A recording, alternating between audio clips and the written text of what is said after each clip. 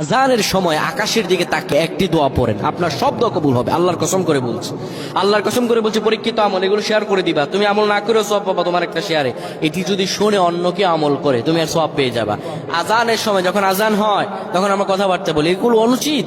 আপনি আজানের সময় আকাশের দিকে তাকিয়ে একটি দোয়া পড়বেন। এই দোয়াটি আমরা অনেকেই পারি। এখন বলবেন হুজুর কমন পড়ে গেছে দোয়া। আমরা অনেকেই আল্লাহ তাআলার কাছে এটা ওটা চাই, কিন্তু সঠিকভাবে চাইতে জানি না। সঠিকভাবে কোনো ব্যক্তি যদি চায় আমার আল্লাহ তাকে দয়া করবেন। আল্লাহ বলেন, বান্দা উদউনি আস্তাজিব লাকুম, আমার কাছে চাও আমি আল্লাহ সব দিয়ে দিব। সুবহানাল্লাহ। এমনি যখন আপনার আজান হয়, আজানের সময় আপনি আসমানের দিকে তাকান, তাকিয়ে আপনি বলুন, পড়তে থাকেন, আল্লাহুম্মা আনতা রাব্বি লা ইলাহা ইল্লা আনতা খলাকতানি ওয়া আনা আবদুকা ওয়া আনা আলা আহদিকা ওয়া ওয়া'দিকা মাসতাতা'তু আউযু বিকা মিন শাররি মা সানা'তু আবু'ু লাকা বিনি'মাতিকা আলাইয়া ওয়া আবু'ু বিযানবি ফাগফির লি ফাইন্নাহু লা ইয়াগফিরুয যুনুবা ইল্লা আনতা।